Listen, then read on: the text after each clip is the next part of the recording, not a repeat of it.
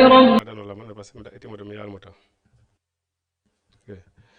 أعوذ بالله السميع العليم من الشيطان الرجيم بسم الله الرحمن الرحيم إن الحمد لله نحمده ونستعينه ونستغفره ونعوذ بالله من شرور أنفسنا ومن سيئات أعمالنا من يهد الله فهو المهتد ومن يضلل فلا هادي له وأشهد أن لا إله إلا الله وحده لا شريك له وأشهد أن محمدا عبده ورسوله أيها الإخوة الكرام والأخوات أحييكم بتحية الإسلام ألا وهي قائلا لكم السلام عليكم ورحمة الله تعالى وبركاته. نعم، الحمد لله الذي قال في كتابه العزيز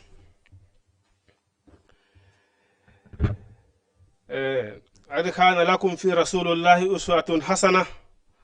لمن كان يرجو لقاء الله. الحمد لله قال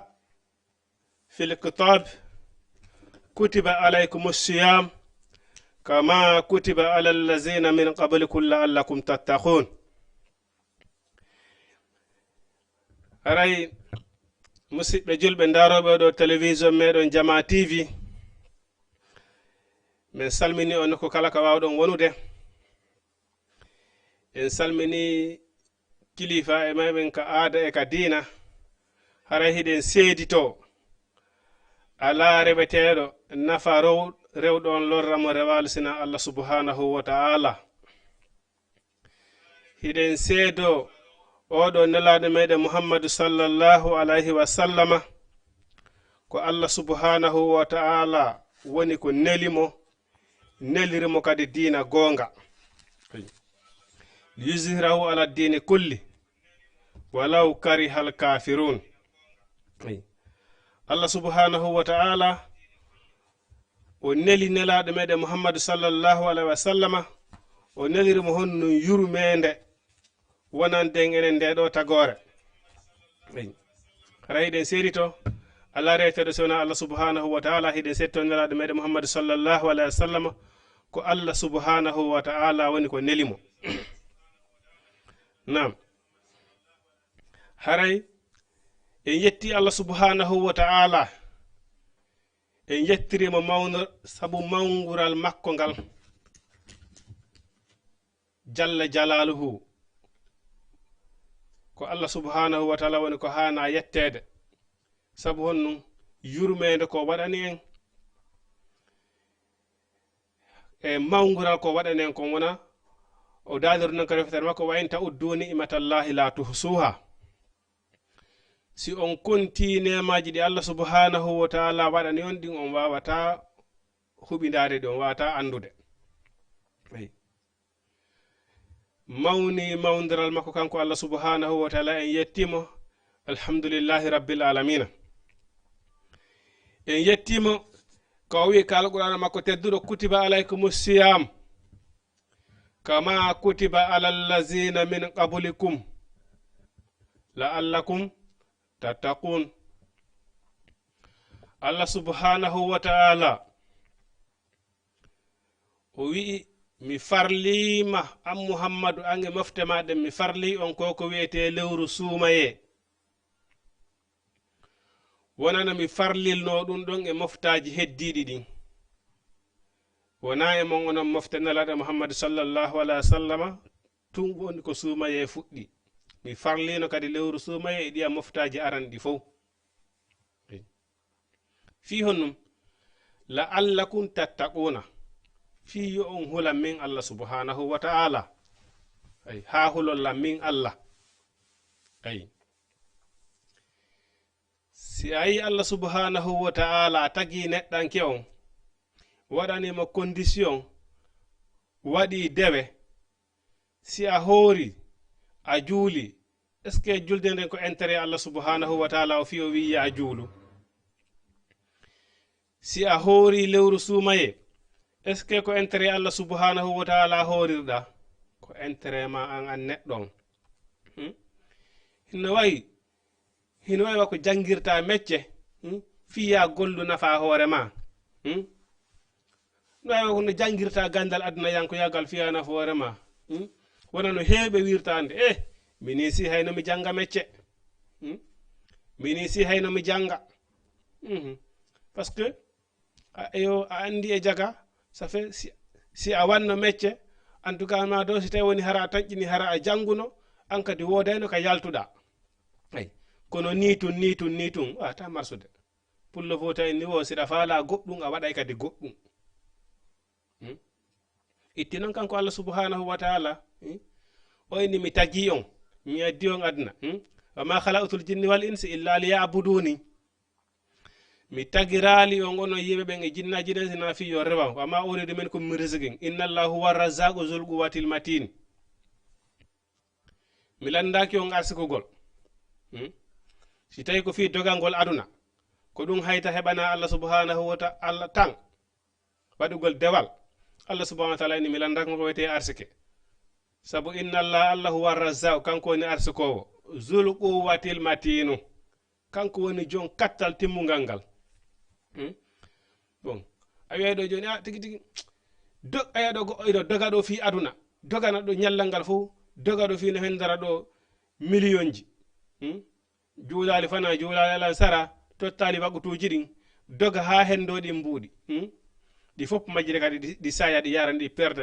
ɗi yaran ɗi yaari o ronka andude no honno ɗi yaari ayi bon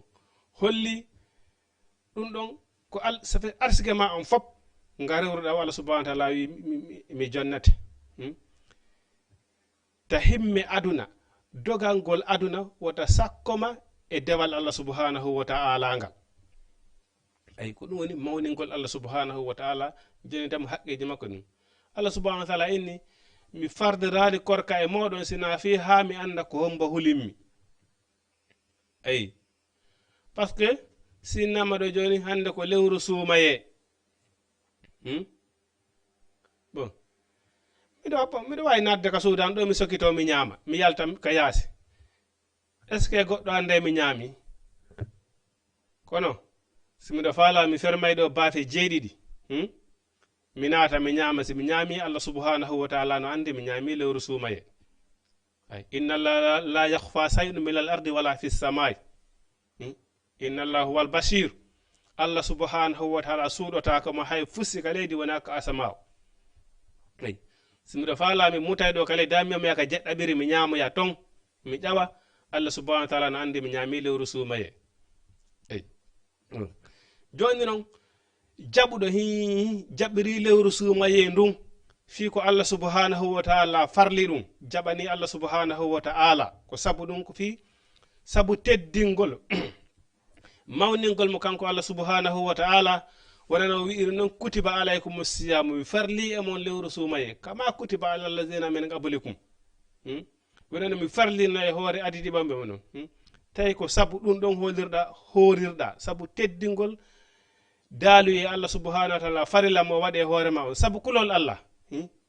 mana kulol ngol o wi'ingol tawi ko sabu ɗum woni ko horirɗa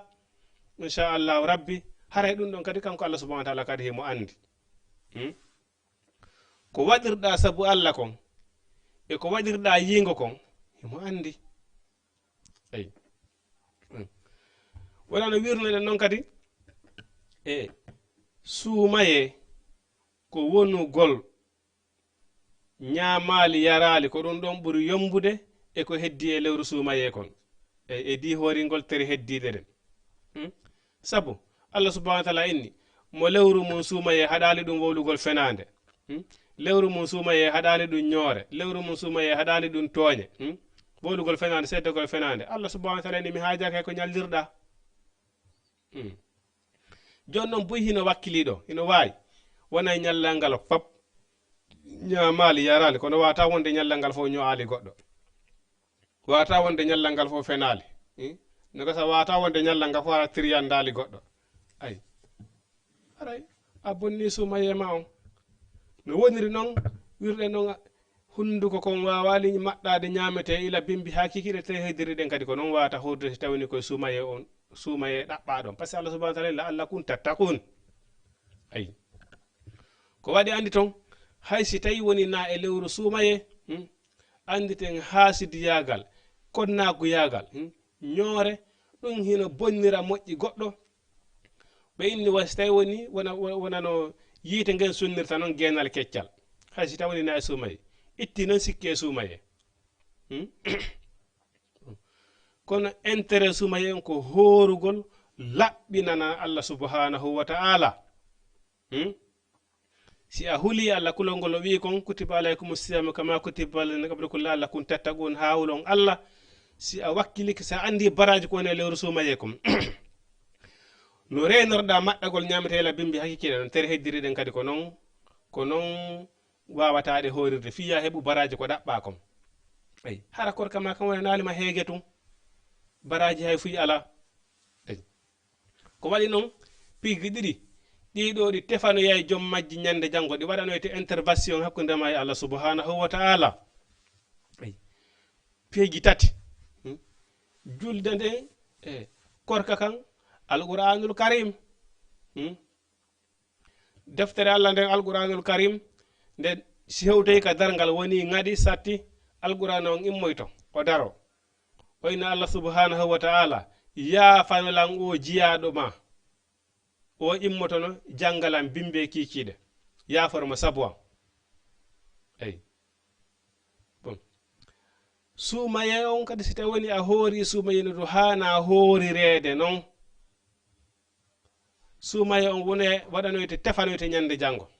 ina Allah subhanahu wa ta'ala yafanalan o jiyaɗo ma o hoorirano dan hoorano o laaɓire o hooriri sumaye on kadi sabu ma si tawi noon woni on tigi ko woni hoorirde ko sabu hersa heddiɓe heddilluɓe ko fi innugol mana ko fi mara feere woni hoorirde ay ko fi ɗo fof wota hoor wondu e mum ɗo fof hoora kankadi o yeeɗon himo ñaama ene kaari hoorata on anda on o ñaama e ñalorma suumaye o hoorata ay hara ko sabu ɗum won tigi hooriri ma si a inniɗa hoori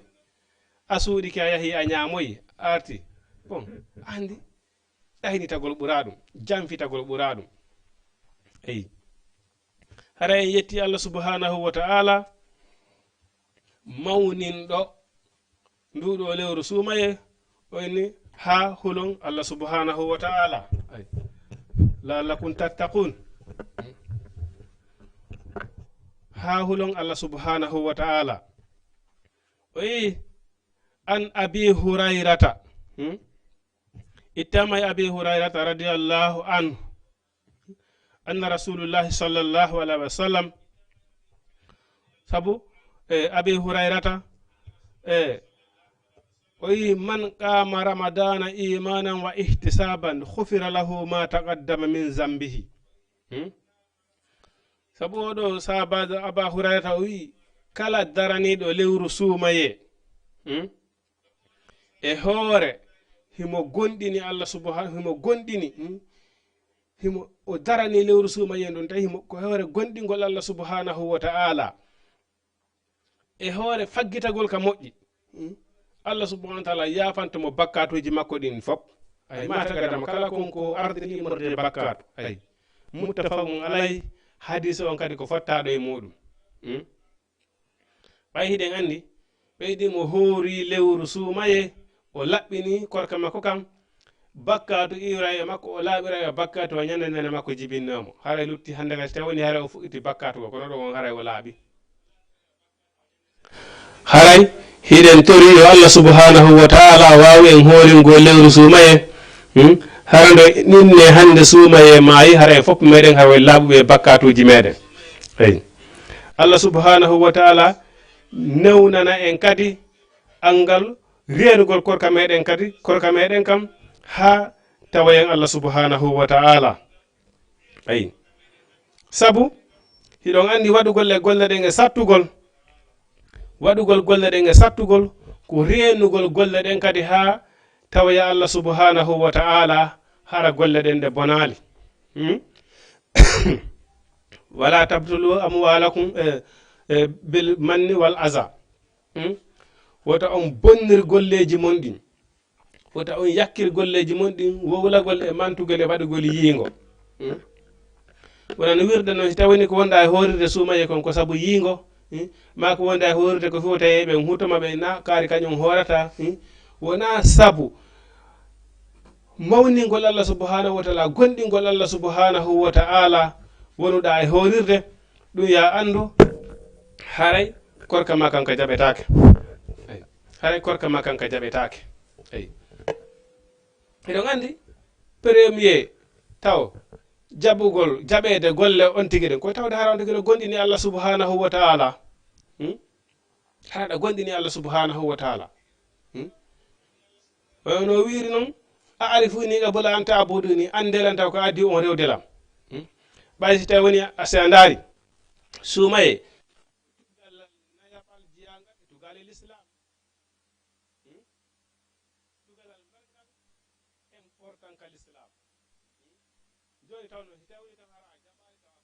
ashhadu an la ilaha illallah a gondina ashhadu anna muhammadun rasulullahi waygamu salata a juulata a ñinata julde wa ita zakata woni a itata zakka bon kono wata inde horore lewru suumaye par ce que haray a gondina taw eyi a gondinayi Allah subhanahu wa taala ashhadu an la ilaha illallah wa ashhadu anna muhammadun rasulullahi jaɓa ɗum taw hooli nelaɗo muhammadu sallllahu alayhi wa sallama on sa noon wawa daranade dewe Allah ɗen eyi mais a wawata irdeɗo wadde dewal a hoolaki Allah subhanahu wa taala a jaɓa Allah subhanahu wa taala ayi ko ɗum waɗi golle ɗen fof ko gonɗingol iman on woni ko adi ma iman on naata ka ɓernde on tigui si iman on naati ka nder ɓernde ma kala ko waɗirta ko saabu Allah wonɗa waɗirde si a horiri ɗo tawina saabu Allah wonɗa e horirde bon a aynata korka ma kan a rentata koye korka ma kan sabuna si hiɗa andi ko martaba korka hiɗa andi ko saabu honɗum Allah subhanahu wa taala farlima korka a teddinayi fi korka kam mawnina fi korka kam ha ñande inna hande ko suumaye maayi ayi saabu ko hunde ɓurde e himmude e neɗɗo on ayi ko ɗum waɗi wa anhu ittama e makko ayi radiyallahu anhu toujours kanko aba hurayra qala o wi kana rasulullahi sallllahu alayhi wa sallam nelaɗo muhammadu sallllahu alayhi wa sallam yurhabu fi qiyami ramadan himo lerɗuno immagol daro e lewru suumaye ayi min hayrihi mana kona e lewru suumaye ayi ya'muruhum fihi o mawninayno kadi immagol tinno e ndu lewru suumaye ɗo bi izzati sabu mawnugol baraji ko ne lewru suumaye kom ayi nelaɗo muhammadu sallallahu alaihi wasallam lebbi heddiɗi ɗin fop o waɗayno dewal kono si tawi suumaye arino kadi o himmirayno waɗugol dewal e lewru suumaye o yamira kadi sahaba ɓen wondi e makko ɓen immagol tinno waɗa dewal e nde ɗo nduɗo lewru suumaye wona andirɗo no si tawi woni wona suumaye si a waɗi moƴƴere hum gotum ko jeenayi windete waɗa kum golluɗa kum wona sappo kono ɓeyni si tawi woni ko suumaye si a waɗi moƴƴere hum gotum kum moƴƴere hum gotum kum waɗa ɗo hino multiplié ha 70 fois ayi kono ɗum ɗon wawata heɓade sina e suumaye on ayi ɗum ɗon hino tawane ko nelaɗo muhammadu sallallahu alaihi wasallam si suumaye hewtino o lerɗayno e suumaye on immagol waɗa dewal kono noon si tawi woni suumaye hewtiɗo an dewal ma ngal fopp ko ɗanagol tun ɗanagol tun si tawi woni ha a fini tawi fender ɗon a ɗanaki ko innugol no immade ya geeci perde temps feƴƴina ñallal walla ƴetta lido feƴƴina ñallal e ko waytata si gaɗin piiji deftere Allah ndenno ɗon zikrullahi no ɗon ka heɓa baraji andanɗarma sa waɗi moƴƴere hun gotum multiplié 70 fois a wawata haɓude ɗum ɗon si wona ka suumaye ɗum ɗon fof acca ɗon deftere allah nden immoɗa yaaha geeci ma ko waytata so gaɗin piiji ma jooɗo yeeso écran ji darugol piiji ɗi alda important hara wona hay téléji wowlayɗi fi dina ɗi on tigui nanggata ndewaɗa e darugol piiji aduna yankoji ina no feƴƴinde tan ɓe suumaye fi wota andu suumaye har ƴetta deftere allah subhanahu wa ta'ala nden janga aya goto ko heɓanoɗa baraji sappo heɓa baraji capanɗe jeɗɗi e ko wayta ɗum wayi in ma inna astahfirullah subhanallah walhamdulillah ko wadini waɗam ɗum sallah sallama himo lerɗayno e suumaye on bi izzatihi saabu mawnugol suumaye on saabu mawnugol suumaye on fa yaquluna man qama ramadana kala daraniɗo lewru suumaye imanan wa ihtisaban ay hara himo gonɗini ko fi allah subhanahu wa ta'ala o darani lewru suumaye ndu e moƴƴingol golle makko ɗen gufira lahu ma tagadda min zambihi kala ko o waɗuno e bakkatuji makko ɗin allah subhanahu wa ta'ala yafantomo laɓɓinamo fosi e bakkatu ay en tori allah subhanahu wa ta'ala yo allah tawni en suumaye wawa tawnude en kadi ha yeeso toon suumayeji hewɗe kala ɓe tawi suumaye tawala yo allah subhanahu wa ta'ala tawala ko yiɗuɓe yarla yaafa ƴettita eyi nonone en kadi suumaye maayi jogitagol hoore meɗen hara en wawani wadde ko boni reno suumaye men ha tawa en allah subhanahu wa ta'ala saabu ko ɗum ɗon woni important on gollugol golle ɗen gino satti ha daragol foola seytane ha golla ko moƴƴi ko gino satti kono ko ɓuri sattude kadi ko aynugol ɗen golle ɗon hara ɗe bonali hara wonali ha ba an mansura ha tawya allah subhanahu wa ta'ala hal ataka hadisul khasiya wujuhun yawmaizin khashiya amilatun nasiba tasla naran hamiya si tawi woni julɗo a hoori lewru suumaye handu maayi haray ha nanamo tawata hara julɗo honɗo horu suumaye hara ko yiite ngen memaynamo on ɗon naadoyte yiite boɗo ko ɗum wata ɗum ça fait ko goldirgol yiingo e anga renugol golle ɗen eyi mana ɓay tun suumaye ari hooray tun kadi ɓay tun yo ça fait suumaye on ko wonugol tun ñamal yaral na ko ɗum tun woni suumaye o na ɗum tun woni suumaye on de déjà ɓeni julɗo ɓenduɗo julɗo haqqan suumaye ma on a préparatomo depuis ko wiyete ka sabborduraji ɗi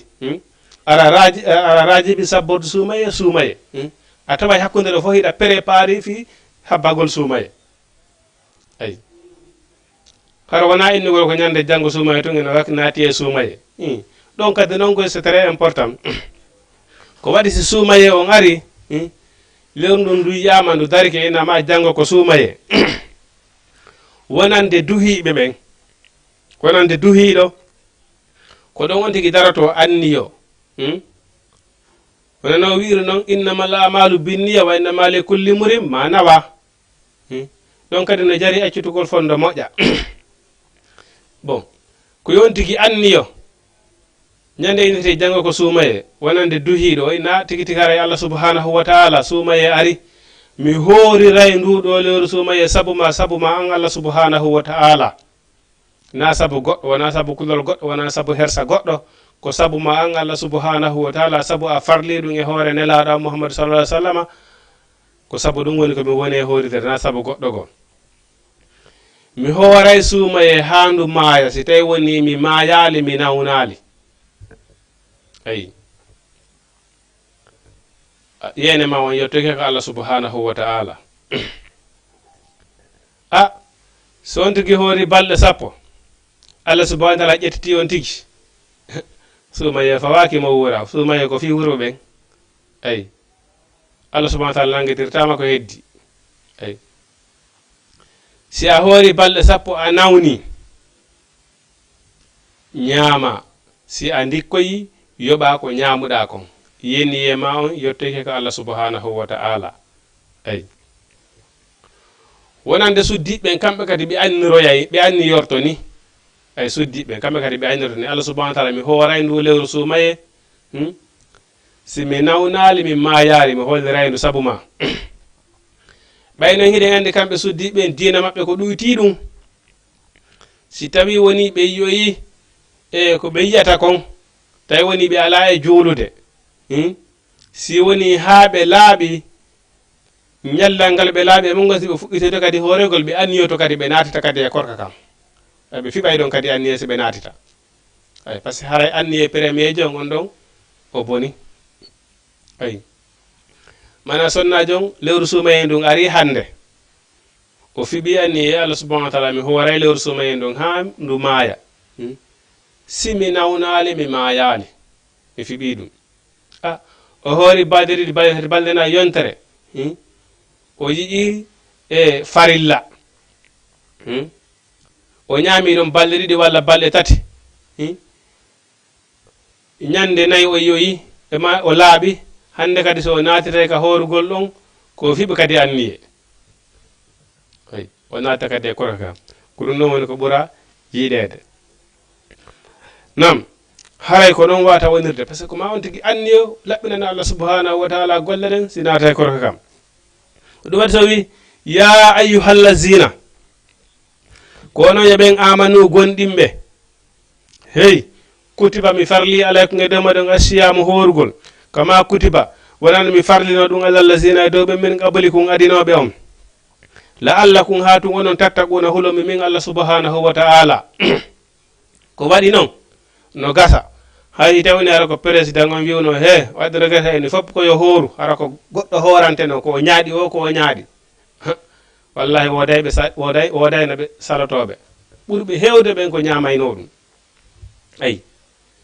fi kala hiɗen andi ɗo ko Allah subhanahu wa ta'ala farli en ɗo e fof meɗen hiɗen jaɓi ɗum hiɗen reconise kadi hiɗen jaɓi korka faami kono noodi men ɓe suuɗade ñaama inna sali hoorata hara ko hellifaɓe hara ko hellifaɓe ayi itti noon sikke si tawi woni hara ko banu adama en nonoyo kono eɗen andi ko ɓen kadi kono ko ɓen ɓuuri fanɗude kadi no gasa hara ko ɓen ɓuuri fanɗude eyi ko ɗum woni la'allakum tattaquna ha hulon Allah subhanahu wa ta'ala ayyaman ma'adudatin e ñalɗi kontaɗi kadi 29 jours walla 30 jours e modi lewru ha ɗum ɗuuɗana wonɗo e kene lewru hitande nden fof hoorangol Allah subhanahu wa ta'ala lewru woturu ɓoodi ɗum ɗo hanano sattude e julɗo ɗum ɗo yo jaran julɗo tawata noon hara si a hoori go'o korka kan addante cellal bon no wirɗen nane noon kadi si a hoori lewru sumaye ha ndu maayi ɓe inni haray hande kadi bakkatu a laaɓi e bakkatu one ñande juma ma jibinnoma bon troisiéme man kadi wiwɗen sumaye daroto tefanoyama ñande janngo kay tan ngam ñande sattoyi yawma la yanfaw malum wala banunun illa man ata Allah bi qalbin salimi ñandata e jawdi e ɓiɗɗo nafata si wona arduɗo ka Allah subhanahu wa ta'ala tawi no laɓɓinani mo golle ko ɗum noon tun nafoyta sumaye on ari ɗon daro ina Allah subhanahu wa ta'ala yafanolan o jiyaɗo ma o horirno sabu an ɗum ɗon hani jarande ma an julɗo on wona makko ba hellifaɗo ana ɓe gonne sumaye ko balɗe sappo arane ɗen tun Allahu akbar si a hoori balɗe no gay jeɗɗi walla no gay jerate a tawi ke pasi a ñaami ñalal gotal pet andi a yeddi Allah subhanahu wa ta'ala sumaye bonere a jaggiti fabtike bakkatu mawnuɗo tefagol pas ñaama sumaye a faggitike bakkatu mawnuɗo ayi ko ɗanitagol ha hoori balɗe no gay e joyi no gay jogo no gay jeɗi kontin haysi taw woni haysi tawi innama ko 30 jours wakkilo timmina 30 jours ma on lewru hay laɓɓinana Allah subhanahu wa ta'ala dewal ngal hande kadi a hetti hoorema siko balɗe cellal lebbe 12 kadi a ñaamay go taganama ñaamugol ɗum e ɗum muɗum mbayi no woodi ñalaɗe kadi suɓeteɗe hoorugol non fof ko nafoore ma wonande ma kono eɗen andi farilla on ko lewru suumaye ndum wota sattu e ma horugol balɗe 50 sa andi ko balɗe 10 eɗen horata walla ko noga e jeɗɗi horata wata tampin hoorema kisa sabu mi naati mi ƴettali ko mi natali ɓuuri ayyaman ma'dudatin ko ñalɗi kontadi wiyaka ya hooru ha tan hunde ko nde ɗuuɗi o ko nde ɗuuɗi si woni nde happama inama ko ha saba nanga ñande ɓe ñande andu no ɗuytade ay faman kana minkum maridan kala tawɗo e moɗon hino nawni aw ala safari ma hara mo wayasude fa iddatun hara yo kontu min ayyamin ukhra o yoɓoya ɗum e sumaye mayi dareɗo la yukallifu llahu nafsan illa wus'aha allah subhanahu wa ta'ala fawali wonki sina ko ke hunnanta ko allah subhanahu wa ta'ala si a nawni ñaamo siɗa wayasude tawi wayasi on tampinte ñaamo ay tawi noon kadi wayasi ma on tampintama ɗa wawi horude wayasa ɗum noon kadi ala probléme ayi sabu o sabajo wi woodino e amen sotaduɓe e nelaɗo e suumaye tawi woɓɓe amen hino hoori woɓɓe amen hoora ayi si a par ce que waɗi différent yimɓe ɓen hino ɓurdi kellude yimɓe ɓen hino ɓurdi wawde muññagol si a daari a tawi ɗa wayasude e suumaye si a ñamali a tampay allah subahana wa taala ni ñaamo emo yafanima si suumaye mayi yoɓoya si tampintama ɗa wawi ñamude aɗa wawi continde korka ma kam ara ñawlaki ay fawa hoorema ñamande ay ko tawɗa hino arrangement o ɗum probléme ala ɗum kono noon siɗa nawni ɗum ɗon ko obligatoire ko ma ñama par ce que nayi a letti wonki makki si a letti wonki makki a woni ɗon saabu makki ndaari hay ka wayasi ko noon si a ndaari a tawi sa wayasude si a ñamali a tampay a lettiɗo wonki makki ki tampi allah subahana wa taala nanguitoroyte saabu ko lettuɗa wonki makki kon koye so wi ya ñaam inna allah raufum bil ibad allah subahana wa taala ko yurmeteɗo ay hara yontugi ñaama kontoya e ñalɗigo ay wa alallazina yutigunahu fidyatu ta'amu miskinin amma noon neɗɗo mo hattana kor horugol fidyatu ta'amu miskinin yo sottor ñammingol miskina ɓen ko wiyeten etugol kon ko anduɗen kamen foti jaɗo etugol ko hombo noon etata ko nayejo mo hattana horugol hande jamanu men e mawɗo siye yaw heeɓi 70 ans 80 on ɗon wawata darade inna hoora e lewru suumaye o hattanta ayi haray on ɗon ko yo etu ñande beñande o eta e yeru ko miskino wawata e ñamude ayi huntorde o eta si o ɓeydi noon kadi ko ɓuri ɗum ko barjari wonandemo mana si innama ɗo joni mo wawata horude ñande beñande ko yo etu kilo o jonna ko ɗum noon o sottorta sumaye makko on tawi ko neɗɗo yajiraɗo moyen ñande beñande a waɗi kilo 2 walla kilo 3 walla kilo 4 ma seɗa faala waɗa kilo 10 ɓay tun hiɗa mari moyen ɗum empêcetama e fof si hara e waɗu allah subahana wa taala inni ko baraji wonandema ayi no wirɗen noon ka sumaye ko saabu si a waɗi moƴƴere hun gotum ko haɓaynira 10 ɗon fof no wawa multipliede ha heɓa 70 ayi joni noon allah subhanahu wa taala no wi si tawi woni a wawata horde ñande beñande ya etu embere ko ñamminta miskino enen ina exemple ay kilo goto miskino wata ñamude ɗum nde wotere gayna bon kono ɓen ɗon tun joni noon ko ɗum no exemple itta kilo jonnamo ko ɗum ɗon woni ko allah subahana farluma ñande beñande kono feere ma nden hino yaajiɗa mari mumen siɗa faala hara ñande beñande a waɗe ɗo kilo 10 ɗum empesatama tampintama hiɗa mari capacité mum waɗu allah subahana taala ko baraji wonandema eyi ko ɗum woni min ayyamin ukhara hara o kontoya ñalɗigo wa alallazina noyi ɗo ɓen yutigunahu ɓe sottanaka hoyrugol fidyatu ta fidyatu ta miskini ñammigol miskina ɓen eyi illa so wona ɗum kadi hara ko nawnuɗo kadi hara tañƴinaka nawnare makko nden yaway sellude goɗɗo si o nawniɗo joni o waɗi traitement ha tawi vraiment docteur ɓe hino jonnude mo lekki kono nde nawnare ɗo ɓe anda ko honde tuma nde wawata sellude faami on noon kadi haray ko yo etu ayi kono noon si goɗɗo nawniɗo joni docteur ɓe tiki no gasa bon dans 6 mois dans 4 mois en tout cas haray a selli fes hara ko yonti ke patient to ha sella fes yoɓoya korka kan hoora no jile ɓen fof hooriri no jeɓira non ko ɗum ɗon ɓuri wondude e baraji ɗi edi etugol ngol kono si tañƴinama nawnare nde na yawayde sellude haray ko yo on tigui etu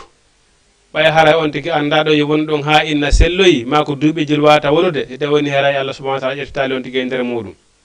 ayi ma nde wonoyi ha nde on tigui dikkuya anda so tawni haray on sa en tout cas so tawni nde yawata sellude haray ko yo on tigui etu ayi siko so wiɗo on non ko yo ñaamu ha ñande o jibini wo inchallah si o laaɓi o yoɓa korka makko kam eyi o ɗum woni ɗum fa man tatawwa hayran fa huwa hayrullah sa innama ñande ɓe ñande a ñammi miskina goto tawi ñande ɓe ñande ɗa wawi ɗa mari feere ñammingol miskinaɓe 10 miskinaɓe temedere ñammin ko baraji wonandema eyi Allah subahana wa taala wi wa anta sumu hayrul lakum si hiɗon anduno baraji ko woni e lewru sumaye kon si ɗon anduno baraji ko woni e lewru sumaye kon moƴƴereji ko woni e lewru sumaye kon fa huwa hayrul lakum wa anta sumu wayni ko ɗum ɓurno o moƴƴande ayi wa anta sumu hayrul lakum ko nde hooroton ko ɗum ɗon ɓuri o moƴƴande in kuntum si on laatike ta'lamuna hiɗon andi baraji ko woni e lewru sumaye kon ɓay hino woodi e men bon ɓay ɗum wiyama Allah subahana wa taala ni kala nawnuɗo hara yo etu normalement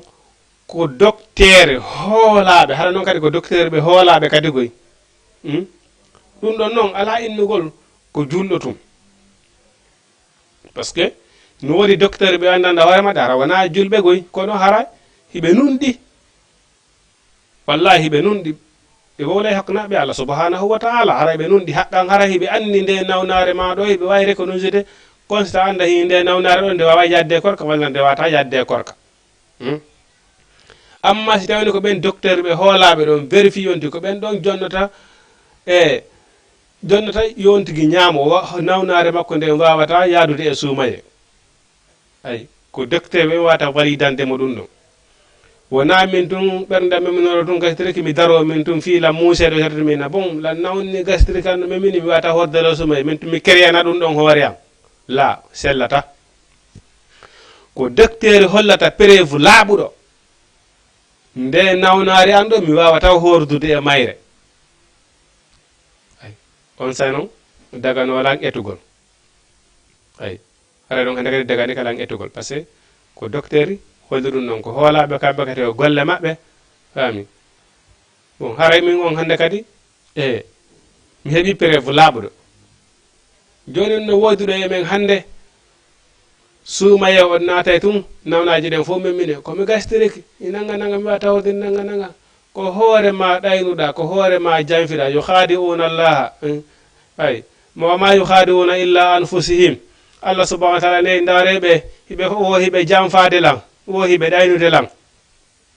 Allah subahana wa taala wi on janfa koni on janfaki sina hoore mo on ɗaynali so wona hoore mo ñande hawtoyaka dargal ñande suumaye aroyta daro tefano hoorirnoɓe sabu Allah subhanahu wa ta'ala ɓen tawi an ko sabu nawna hoye penale hoye darneɗa innuɗa wata horude ñamirɗa sabu ɗum ha nde ñande andoyta si tawi woni ko hoorema janfinoɗa si tawi woni ko Allah subhanahu wa ta'ala janfinoɗa ayi sabu nane ñande suumaye aray tefana ɗon horirnoɓe sabu Allah ɓe accama ɗon sabuna anga horirano sabu Allah a janfino ay nawnare ma nden hiɗa wawi hordude mayre sans probléme dariɗa wiɗanga wata ma keryanɗa hoorema sah a nawnare ma nden ko an keryani hoorema inni wata hordude e suumaye no wiide noon ko docteur hoolaaɓe ko ɓen wawata arde vigilante ɓe ndaara ko docteur jonata préve laaɓuɗo o ɗo wawata hordude suumaye si wawa ñamude eyi hiɗum woopi haray sellata eyi Allah subhanahu wa taala inni wa anta suumu ko nde hooroto no hayru lakum ɓuri o moƴƴande in kuntum so laatike ta'lamuna hiɗon andi eyi shahru ramadan allazi unzila fihi alquran ko e lewru suumaye woni ko alqur'ana woni ko cippi ayi suumaye hino mawni fi suumaye hino mawni baraji ko woni e lewru suumaye kon hino mawni ko e suumaye woni ko alqur'ana woni ko cippi ko ɗum waɗi ɓe wi'i ala ɓuri moƴƴude e lewru suumaye ha hewti janngugol alqur'anul karim si suumaye darike wakkude ɗen juulugol wakkude ɗen waɗugol qiyamul layli wakkude ɗen waɗugol dewe ɗen 9 kono ko yen tinno kadi e janngol alqur'anul karim sabuna koye nduɗo lewru suumaye woni ko alqur'ana ko cippina ayi oyni mana hudan alqur'ana ko peewal linnasi wonande yimɓe ɓen alqur'ana ko peewal si a jangi alqur'ana ala kulli halin ko si a jaɓay walla saɓata kono ko nafoore tun woni alqur'ana ton ko nafoore tun sabu koyo nde rentino ko boni nde yamirama ko moƴƴi alqur'ana fof ko nafoore woni ton ay alqur'ana ila falaki ha memoya ila ndema alifu lam mim zalika kitabu ha memoya qul bi rabbin nasi ko nafoore tun jam'i kisiye tun woni ton ay ko nafoore tun yeta ton ko ɗum waɗi so inni hudan ko nde peewal linnas wonande yimɓe ɓen ayi aman yuridullahi khayran yufaqihu fi ddin kala mo Allah subhanahu wa ta'ala falana moƴƴere o famine mo alqur'anul karim ɗum waɗi so inni shahru ramadan lewru suumaye Allah si ndum unzila koye mayru fihi cippina alqur'anul karim hudan ko nde peewal linnas wonande yimɓe wa bayyinatin ay ko nde ɓanginde minal huda immorde peewal wal furqana alqur'ana ko senindirde gonga e fenande nanda yaada fes si a jangi alqur'ana a ande ko woni gonga anda ko woni fenande yo Allah subhanahu wa ta'ala arsuku en andugol ko woni gonga arsika en jokugol gonga on yo Allah subhanahu wa ta'ala arsuku en andugol ko woni fenande nonon en pottagol ko wiyete fenande kom ayi sabuna fenande ɗum ɗon ko puusay ɗum jommum o wi ko wiyete naafi iyagal kon naafi iyagal noon ko naɓay ɗum jonnumum e yiite eyi innal munafiqina fi darkil asfali minan nar ɗum mana hudan ko nde peewal linnas wonande yimɓe fa man sahida min ko mo shahara kala e mon seediɗo lewru suumaye falyasum yo o hooru kala mo suumaye ari tawi hino selli seedi yon tigi hooru julɓe ɗiɗo tato ka yi lewru suumaye ndum wo tawi ko hoolaaɓe haray hannde kadi woni farilla hoore heddi ɓen fof hoorugol eyi haray jeeyi ɓen kadi hino jogii erreur moƴƴa joni exemple hannde min hilan sénégal ɗo sénégal ɗo kadi julɓe hino ɗo hoolaaɓe annduɓe Allah subhanahu wa taala anndi nelaɗo muhammadu sallllahu alayhi wa sallam leydi kala leydi bon ɓen yamiraɓe diina kan ɗon halfinaɓe islamique leydi ndinde non faami ko ɓen ɗon julɓe heddi ɓen hani iwtirde ɓawa muɗum sellantalan kam inna bon mi noddato min naɓay min tigi tigi ko ɓe kamen to ko si hoori mi hoora ko si ɓen toon juuli mi juula no la julɓe ɓen fof hino duwa hoolondirde Allah subhanahu wa taala ni ɗofte jomiraɓe gande e moɗon yamiroɓe ka moƴƴi ɓen ɗofte ɓen si woni ha leydi fof hoolike goɗɗo ɓe wi men hikkinima yeeso ma mbaɗima ka liggi islamique kala ka won ɗon yamiri iwtiren ɓaawa ɗum ɗofteɗen ɗum ɗon halfinaɓe liggil islamique on si ɓe ɓi ɓe yii lewru sumaye ndun hoore si tawi woni ɓe yiyaade tawi woni ɓe fenu bakkatu koye hoore maɓɓe an ɗum farlakima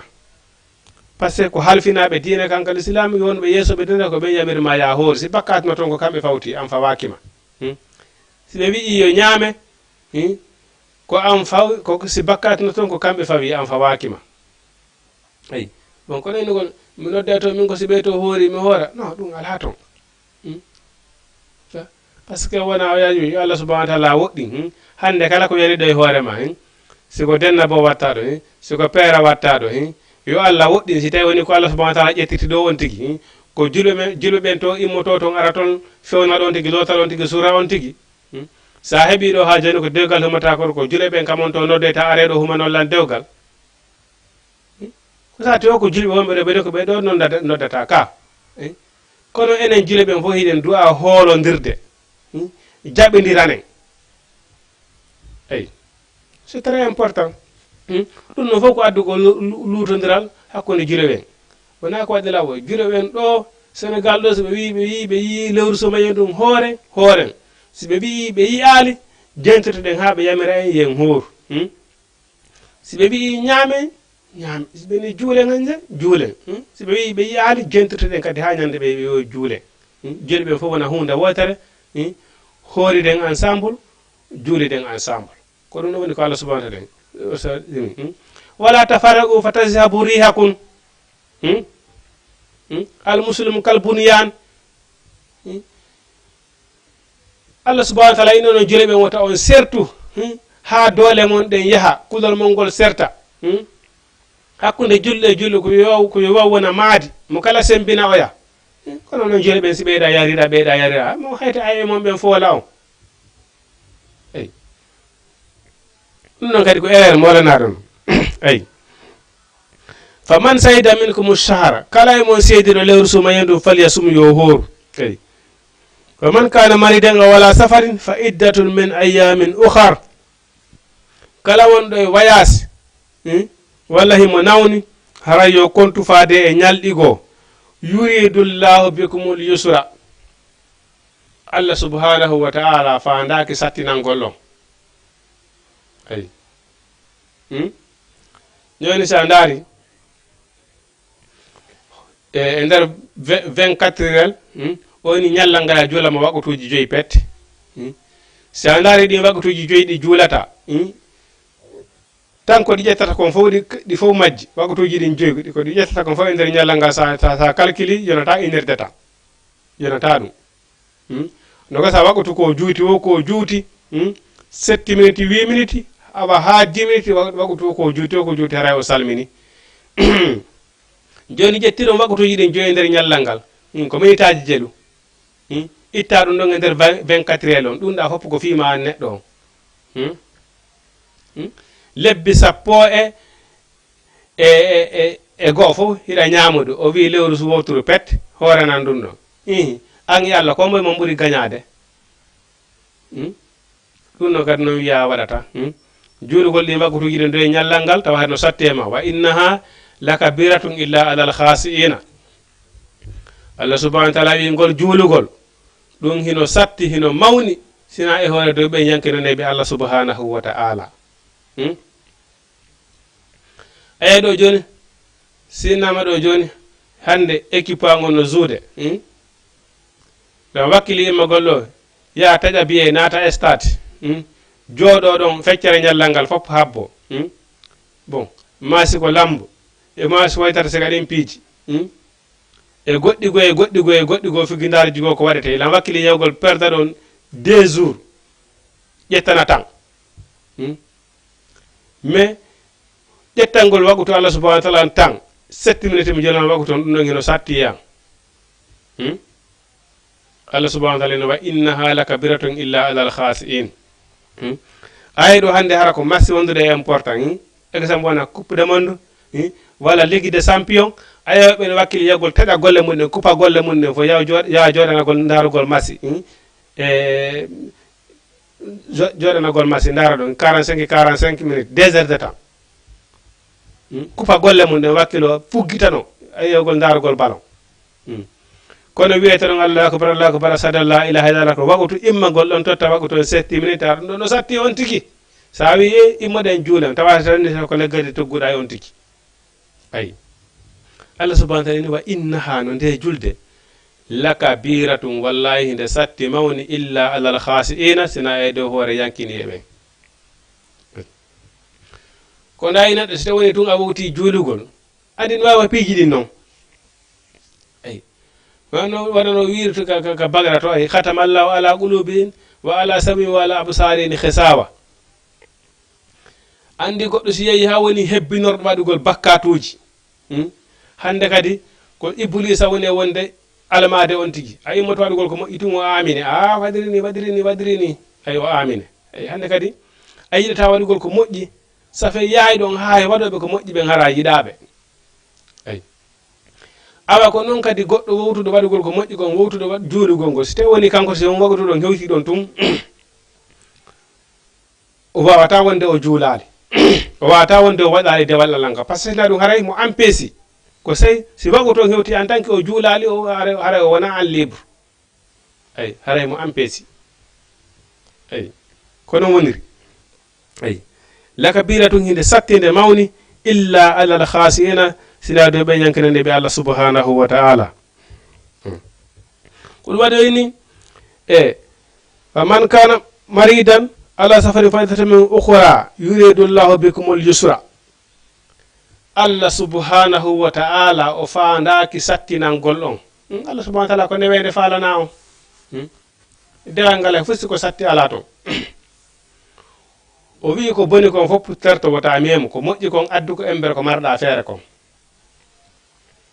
Allah subhanahu wa ta'ala no wano inde kadi ko moƴƴi kon fof a waɗay ay l'essentiel ñentin tun utira ɓawniraɗo mbaɗo salah salam no wirɗe no nane noon intérêt julɗon ko honnum position julɗon ko honnum ko jaɓugol Allah subhanahu wa ta'ala jaɓanelaɗo Allah hande kadi ɗon kala golle ɗe golluɗa iwtira ɓawo yamirore Allah subhanahu wa ta'ala iwtira ɓawo e golle nelaɗo mbaɗo sallallahu alaihi wasallam Allah subhanahu wa ta'ala yurminama o yafarama sabu nelaɗo mbaɗo sallallahu alaihi wasallam ay kono a wata nde waɗa ɗo moƴƴereji ɗin fof a wata nde waɗa ɗo moƴƴere ko sahaba ɓen waɗali ay hay taabi ina wata hewtade agana lay sahaba ay ko yurmede Allah subhanahu wa ta'ala nden wona no wiiri noon ay komi waɗiri suumaye ko hami andira hombo woni hulowolan ɗawa e moɓidete joni ɓengure ma nde fo ina hey ɗo e meraron waɗi hunde kaari mana hay tawni hara nden hunde de falla ɗon nde waɗaka hino fotanama fami kono fokkita yaldugol to nodda ɓiɓɓe maɓe fo ina hey ɗo e meraron waɗi hunde kaari nani bon hay tawni noon hara ariya tawi ɗum waɗaka hara empêcetama hay fi bonantama hay fi kono waɗira ɗum fi andugol ko homboye maɓɓe hulete si ɓaari ɗon tun tawi woni fof waɗi ha heddi ko gooto on ɗon waɗali par ce que ɗande noon o respectama ka Allah subhanahu wa ta'ala ni mi waɗiraɗo sumaye sina fiyo mi andu ko homɓe woni ko hulimmi ay lallakum tattaqun ay wala yuridu bikumul usra Allah subhanahu wa ta'ala fandanaki on sattede waritukum lil iddata e fi yon timmin konti ɗin balɗe 30 walla balɗe 29 ko ɗum woni lewru na balɗe 27 de eyo ma balɗe 10 sakkatara ɗe ɓay ha hande en yaali golluɗo ha timmi 10 jours o yawdarani patron makko ene yoɓa joyni sumaye ko balɗe 10 arane ɗen tun ma ɓeyatuma woɓɓe goynoma a partir de 27 hara lewru ala hande kadi aduna o si a golliɗo 27 jours a yaka patron ma ene yeɓa mo wawmo mari droit enugol mi yoɓatama par ce que lewru ndun ɗuma yaari ɓay lewru ha hande mayirali 27 ko 29 walla 30 ha sinde no gay jeɗɗi hande lewru ala aduna on sumaye lanni ñama no gay jerti ñama no gay jeenayi ñama 30 fiyo num ani tagol jamfi tagol Allah subhanahu wa ta'ala ini wali tukmilul iddata ko fi yon timmin konti ɗin wali tukabbirullah e fi yon mawnin Allah ala ma hadakum e dow konko o fewni on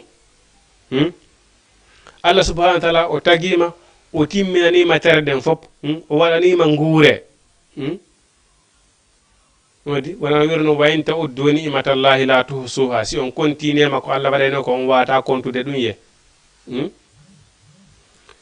so wi on hooranmo lewru woturu modi wakkile onon kadi ɗen balɗe ɗon lewru wakkile ɗum yo jarane ɗum an kadi an julɗon bon sa hoori balɗe sappo arane ɗen walla hoorinoga e jeɗɗi walla hoorinoga e joyi ay nde a ñaami ko heddi kon a respecta a mawninan Allah subhanahu wa ta'ala si tawi hiɗa mawnini Allah subhanahu wa ta'ala si wiyama noga e jeenayi a wakkitoto noga e jeenayi si wiyama capantati a wakkitoto capantati sabu Allah wonɗa e waɗirde tagunoɗoma wodinoɗoma fewdo ara wa kayfa takfuruna billahi kono yejdirton Allah wa kuntum amwatan on latinoke hari ko on mayɓe hari on ala fewdo ka wodaka fa ahyakum Allah subhanahu wa ta'ala o wurniron sabu honɗum waɗugol ma ka tege nene ma addama aduna summa yumitukum hoti kadi ɗon o waroya on kadi noon summa yuhjikum o immintunoya on kadi ko ɗum o wurnita on kadi o immintana ñanedara ko honno wawa ton yejdirde o ko honno o wirta noga e jeenayi walla capantati wiya an ko sappo arane woni suumaye ma wiya suumaye ko noga e jeɗɗi kono yejdirton Allah Allah subhanahu wa ta'ala wali tukminul iddata ko fi yon timmin konti ɗin timminon ko Allah subhanahu wa ta'ala wi kon tigi mais sida sodude ɗo joni e goɗɗo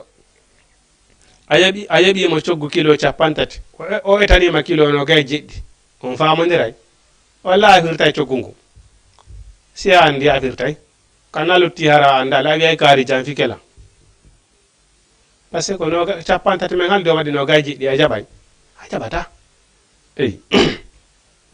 wali tukabbirullah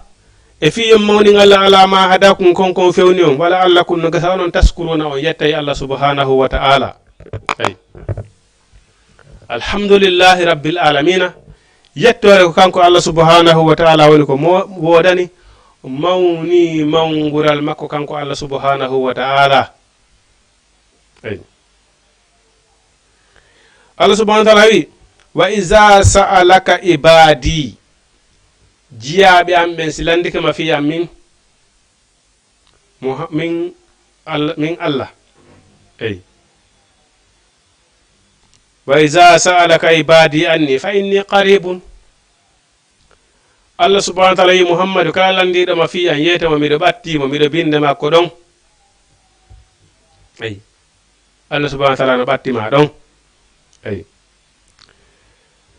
fa inni no min noon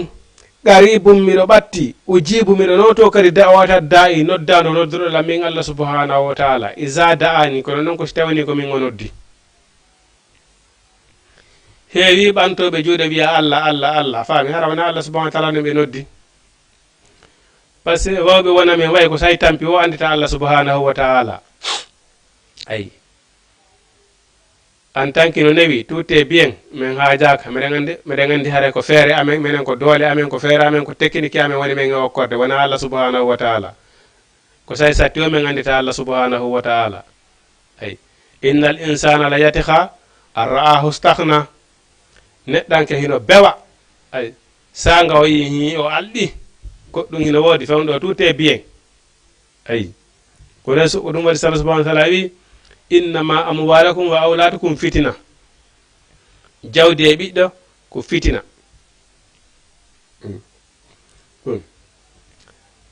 no hawni ha hande si a yii e du'aji hiɗen tori ha yeɓe hino tori hino waɗi du'aji ha faami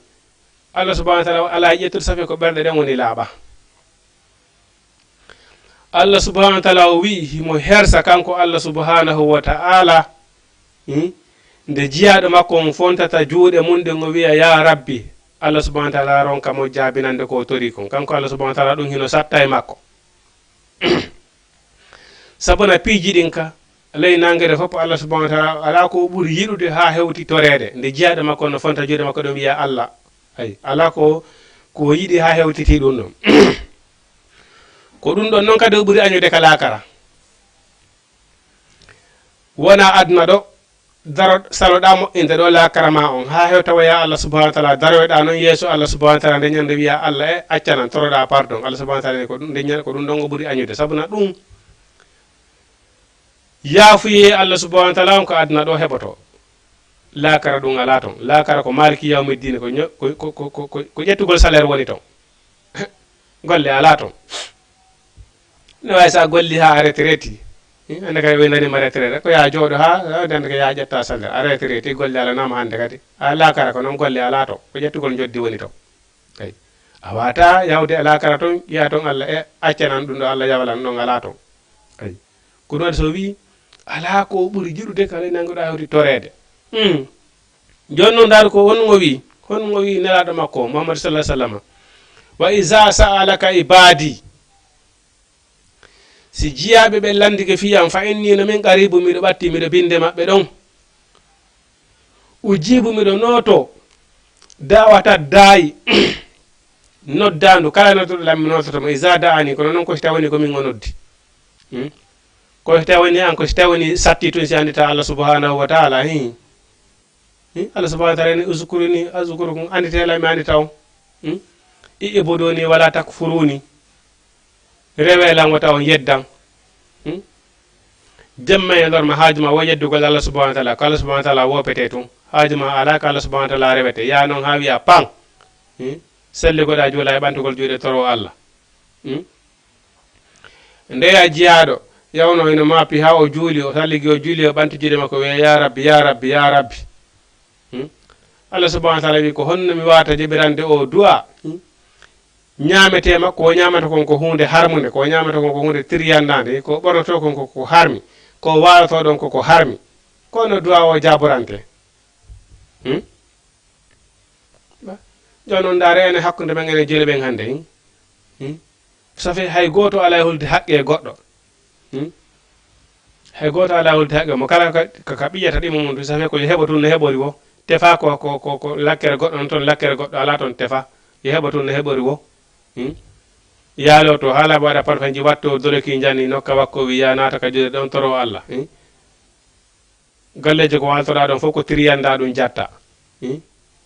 ko wonda ñamde ko goɗa dépassé ɓengure man fof ko tiriyanda toroɗa ɗon Allah o jaabo wata jabade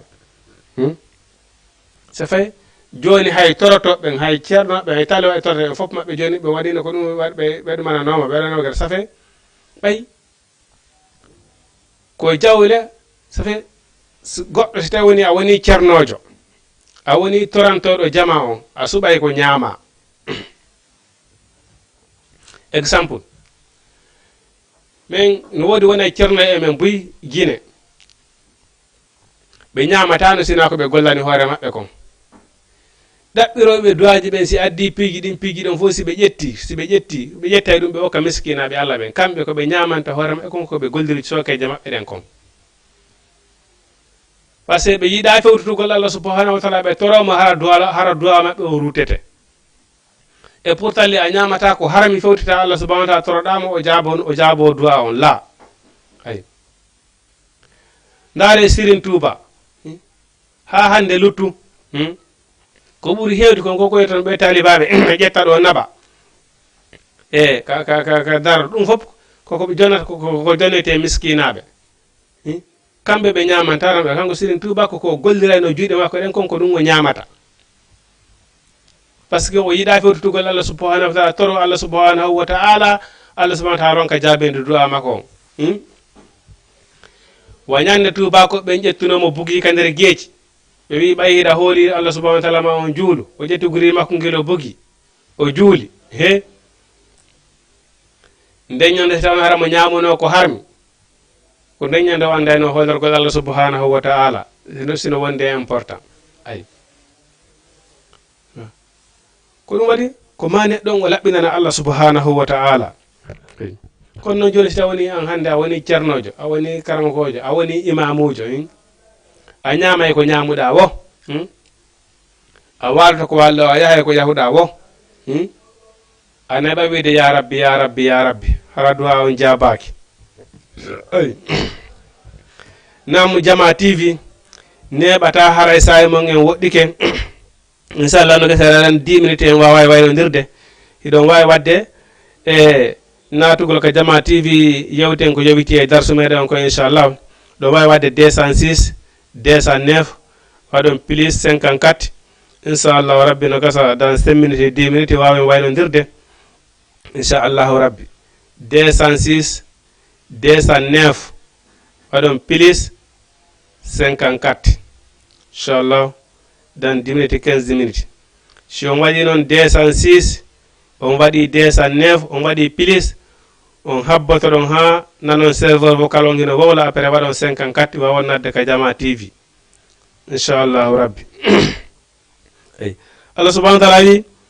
fa inni no min qaribu miɗo ɓatti on de ujibu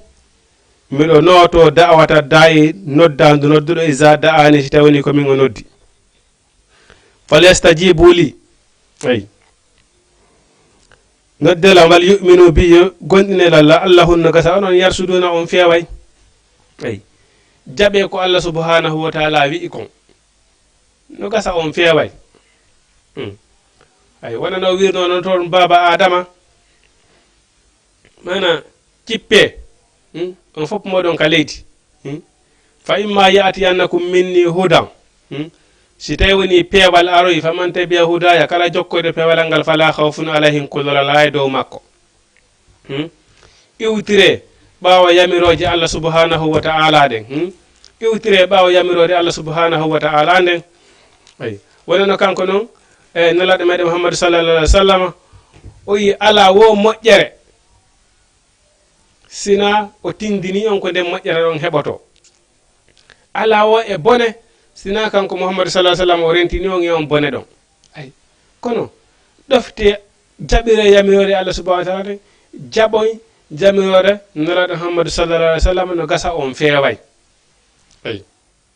sabu nelaɗo maki mi acciri on pigiriɗi en tant qu'il on jokkiɗin ɗon on fewata alqur'ana e sunna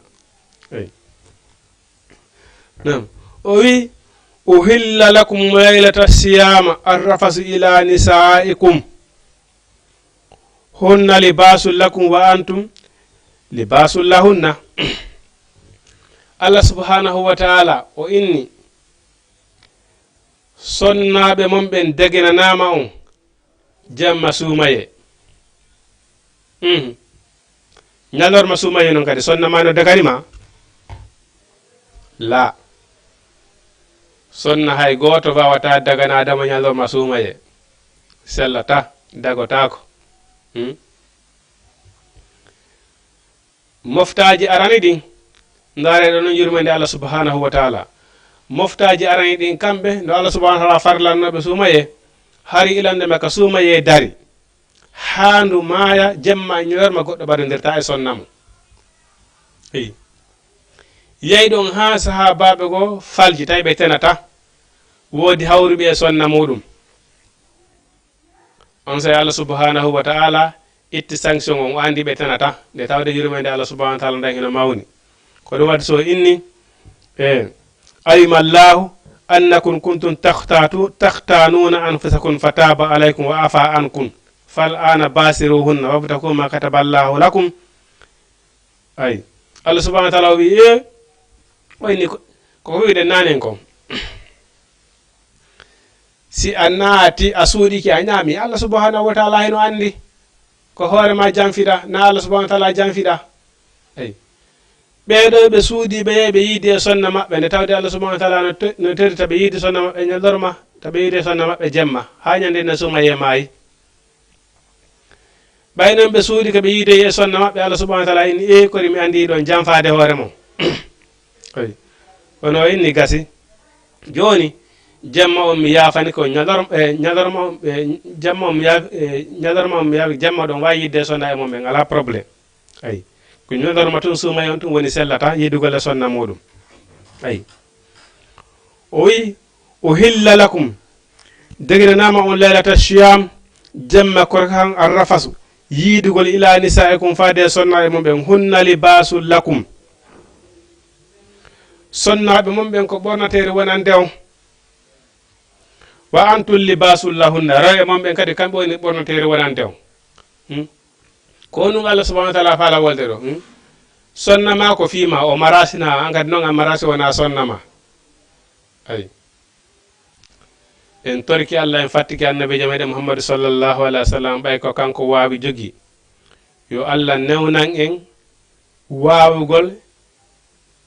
haadugol e sonnaɓe men ɓen yo Allah subhanahu wa taala newnan en kadi sonnaɓe men ɓen haadugol e men ay ko ɗum Allah subhanahu wa taala woni ko faandi ɗo par ce que sonnama ko fiima an kadi ko a fiima si a acci sonnama joni a kipaali sonnama o ɗaɓɓoya joni ko kipamo ay an kadi an sonna jon ko noon koy sa kipaali modi ma joni o heɓa joni ko kipamo ay pullo fo tawi sakkini o sa soli paɗal ma si goɗɗo sorna ka awa ko noon ko ɗum Allah subhanahu wa taala faandi ɗo sonna e mon ɓen ko fiimon onon kadi ko onon woni fiimaɓe ay libasul lakum ko ye ɓornatere wonande mum wa antum libasul lahunna onon kadi ko onon woni ɓornatere maɓɓe alima allahu annakum kuntum takhtanuna anfusakum Allah subhanahu wa taala andi noon hiɗon janfitade kono fataba alaykum Allah subhanahu wa taala jaɓani on tububuye wa afa ankum o yaafike on fal ana basiruhunna joni soccodiri e maɓɓe wabtahu ɗaɓɓon ma kataballahu lakum konko Allah subhanahu wa taala farlani on ko num ɓiɓɓe wa kulu wasirabu ñaame yaron hatta yatabayyanu lakumul khaytul aswadi min al abyadi ha sendindiron garawol dane wongol e garawol ɓare wongol ay mana ha fajiri on suto feerugol ay ko ha ɗon mana subaka on goɗɗo ha 5h30 ka 5h30 yeni wo arrêté ñamgol hande kadi ay ko ha ɗon 5h30 ay ñaame ha ɗon ay ay min al fajiri ka fajiri summa atimmu siyami timminiron korkan ila layli fade jemma on wala tubasiruhunna wota on soccodirero e momɓe wota on ɓaɗodira sonna e momɓe wa antum hara onon aakifuna hiɗon ufini fil masajidi ka julirɗe mana ko yoɓɗen nanen kom baraji ko woni e lewru suumaye kom no woodi ko wiyete ufinagol ka balɗe sappo sekkitore ka lewru suumaye a tawi woɓɓe goo wona si ɗon hewtino nelaɗo Muhammadu sallallahu alaihi wasallam kanko harani ɗen balɗe sappo sakkitore ɗon ala jemma ala ñalorma ka juldirde tungo woni haramo toon mo rewdi Allah balɗe sappo sakkitore ɗen ay harana ko wiyeten qiyamul layli kon o wona toon haramo jantade inde Allah hewti ka suudu makko ñande julde ko ɗum woni ufinagol amma noon si a ƴettini Allah subhanahu wa taala balɗe sappo sakkitore ɗen fof harayde ka juldirde a yaltata jemma e ñalorma sina yeru huntugol haaji mum daganta ko on tika on tigi yiita ɗon e sonna mum ayi noye o horminaniɗo hajju ay haray no o horminaniɗo hajju andi sa horminani kadi hajju ngun degota ko on tigi yiida e sonna muɗum ayi wala tubasiruhunna wota on yiide sonna e momɓe wantum hara onon aakifuna hiɗon ufini fil masajidi ka julirde tilka ɗum hududullahi ko keeri sari Allah fala taqrabuha wota on ɓattoɗi kazalika ko wona ni yubayyinu llahu lakum Allah subhanahu wa taala ɓanginani on ayati ayaje makko ɗe linnatunande yeɓen la allahun no gasa kamɓe yattaquna ɓe hulay Allah sa yi Allah subhanahu wa taala neli nelaɓen o addi alqur'ana o addi sunna ɗum ɗo fop ko yurmani wona e tagware nden o yeeto on baraji ko woni e lewru suumaye baraji ko woni e dewa e Allah ɗen baraji ko woni e hasju baraji ko woni e ittugol jaka mana baraji intérêt ma an neɗɗon ko woni e rewgol Allah subhanahu wa ta'ala ko Allah subhanahu wa ta'ala ko madi ɗum ɗo fof ko laɓɓinangol on feññinangol on fi yon feew par ce que Allah subhanahu wa ta'ala yettike makko ɗo rewata heɓa moƴƴere nden ko nun ton guma hande kadi o wi si Allah e nelaɗo mum on hetti sariya daganta ko julɗo on suɓagol enen noon Allah e nelaɗo hettani en sariya wi rewe ɗo heɓa moƴƴere nde wiɗen wona ɗum ko ɗon woni probléme o nam Jama TV hara inchallah bo en wawi hadde ɗo ko ɗo ɗum ɗo wonno ko Jama TV addani en hande hara ɗen tori Allah subhanahu wa ta'ala yo Allah subhanahu wa ta'ala tawna en suumaye tawna en ha yeeso toon tawna en suumayeji hewɗe newnana en horugol lewru suumaye ɗum okka en baraji kone lewru suumaye kon yo Allah lan ɗon waɗan en barki e jurriyaji men ɗin rayɗen torani Jama TV ilandema e président men on PDG kanko wuri giɗo Jama ha hewta wonɓe e gollude ɗo ɓen fop en torki Allah subhanahu wa ta'ala kala wonɗo e golde Jama TV kala abonné man Jama TV en tori Allah fo yo Allah subhanahu wa ta'ala ala firtam be arsika bana be kata acca be yeso be ngureji en okara be juriyaji wurudi wada barki en torani jirebe en fop yo Allah firtu arsika ba kata yo Allah dandu Allah e wata yo Allah danda en kata e kasara yo Allah wala en beydan en jam e kisiye ka jawle e ka balli wada en barki be ngureji di mate rabbana atina fid dunya hasanatan wa fil akhirati hasanatan wa qina azaban nar mate allahumma la sahla illa ma ja'altahu sahla wa anta al-hazina idha ji'ta sahlan mate la ilaha illa anta subhanaka inni kuntu minaz zalimin mate rabbana atina min azwajina wa zurriyyatina qurrata a'yun waj'alna lil muttaqina imama inna allaha wa malaikatahu yusalluna ala nabiy ya ayyuhallazina amanu sallu alayhi wa sallimu taslima subhana rabbika rabbil izzati amma yasifun wa salamun ala al-mursalin walhamdulillahi rabbil alamin aqulu qawli hadha astaghfirullah li wa lakum السلام عليكم ورحمة الله تعالى وبركاته بسم الله الرحمن الرحيم